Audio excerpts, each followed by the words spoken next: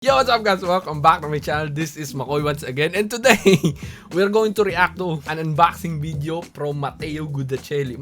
Man, as in, nakita natin before ang infamous na pag-unbox niya ng PS4 Pro, mamen, ano. Ito rin yung isa sa mga dahilan ba't natin iniingatan yung box, man, ano. Kapag binenta natin yan ng second hand, yung value ng item na merong box compared sa item na walang box is medyo mataas. So bago tayo magsimula, mamen, kung bago kayo dito sa channel ko, please hit that subscribe button.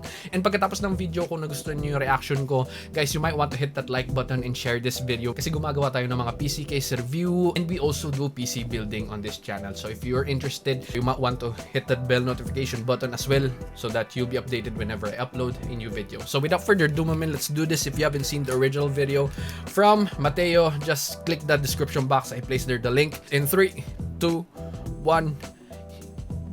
Yo!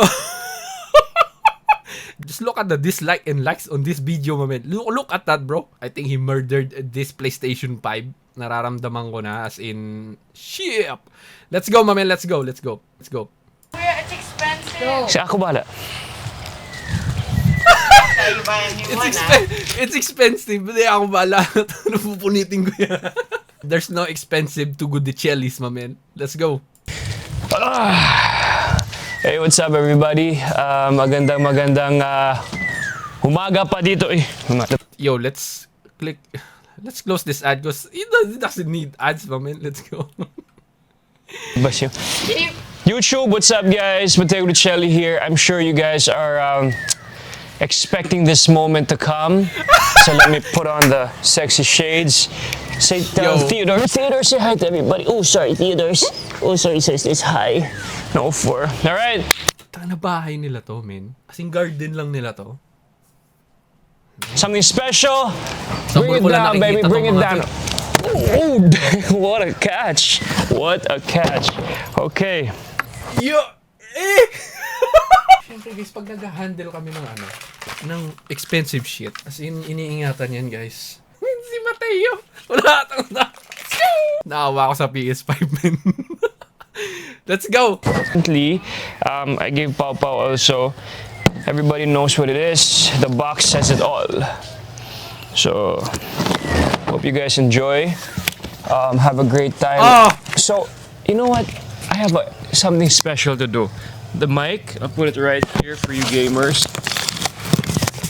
Ay, hindi ko. Yo! ASMR ba tinatawag dyan? Para sa inyo yan. Put that here.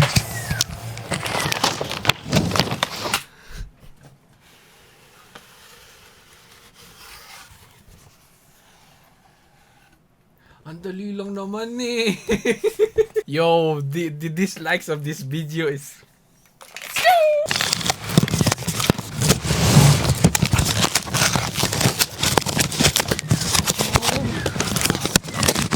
ASMR ba tinatawag dyan? Hindi, warranty void yung tawad dun, men. Put that here.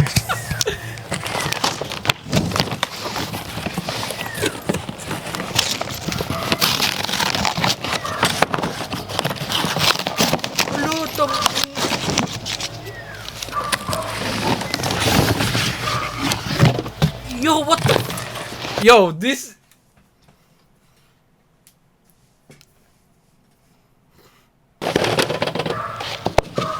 Ooh, ladies and gentlemen, the PS5. Yes. So it comes with this box, external box, that has the instructions manual, the safety guide, the power supply cable, and a controller. So this only comes with one controller. It only comes with one? How come? Dapat two, di ba? Yo, what the... Yo! A lot! Man, why? Why, man? Ayan, oh, nandito, oh. Sa harap mo yung banig, man. Nandito yung banig. Ano sa English yung banig? Dapat two, di ba? Yo! Narinig niyo yun ba? Customer registration, we'll do that later. So I put everything here that I will handle later. And then the one yung patapon dito. So I just want to show you guys that I'm organized when I do this. So what is this? So the things I'm going to use, I put it on the left. The things I'm not going to use, I put it on the right. What's this? The stand? Okay, so we'll use that later. This is the HDMI cable later. So this is empty. This is to throw in the garbage. What we like to do, we like to recycle. So obviously we... Alright, so kudos lang kay Matteo sa video na to, no? Iningatan niyo yung manual, yung guide. Gusto ko yung nilagay niya dito yun. Tapos yung controller. like to do, we like to recycle. So obviously we don't want to, you know. Yo, man. Yo, what? Yo, what? Right.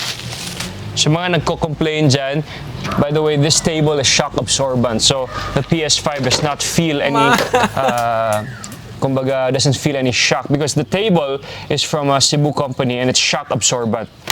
So it bounces. Anyways. Kahit na. Gusto ko yung pagka-demonstrate niya ng pagiging shock absorbent ng itong lamesang to na galing sa Cebu in yo. Shock absorbent. Bro, so no. It bounces. Anyways, can you hear that there sound? you have it, ladies and gents. The beautiful, beautiful PS5. I think this stand goes like that. No. Something like that. Yeah, it does go like that. So pretty cool. You got your controller, power source cable, HDMI, and customer registration form, which is very, very important for the warranty, I think. Alright guys, I'm gonna plug this into my LG TV. Enjoy the day. See you guys. Enjoy, like, and subscribe. Comment as much as you want. Happy 2021. Yes, sir. Sharing some love. Bye guys. Oh, catch. No. Man, just Why? bro, this video is made to irritate anyone. Pero yeah, I'll subscribe. Yo, si Bitoy. Never mind. Yo, we all know Bitoy, my man. He's a collector, a gamer, a hardcore collector, my man. When it comes to handling things really, really smoothly, my man. Bitoy, number one, boy. Lagi ko siyang pinapanood. And kung gaano kaingat si Bitoy, my man, exact same opposite with Matteo Guidicelli pagdating sa PS5 and PS4 unboxing. Yo, this is, yeah, I think it's pretty obvious, man, that this video is made to irritate our gamers, especially our collectors. This unboxing is way worse than unboxing PS4, my man. I'm telling you, kung di nyo pa nakikita yung video yun, guys, you should check it out, man. You should check it out. Walang-wala yun sa pag-unbox nyo ng PS5. Alright, so this is one of the curious question that I have, ano. How about you guys? What do you guys feel about the unboxing session of Matteo Guidicelli? Please let me know in the comment section. Comment them down below. I'm gonna read them. And I'm gonna see you again on my next video. Peace!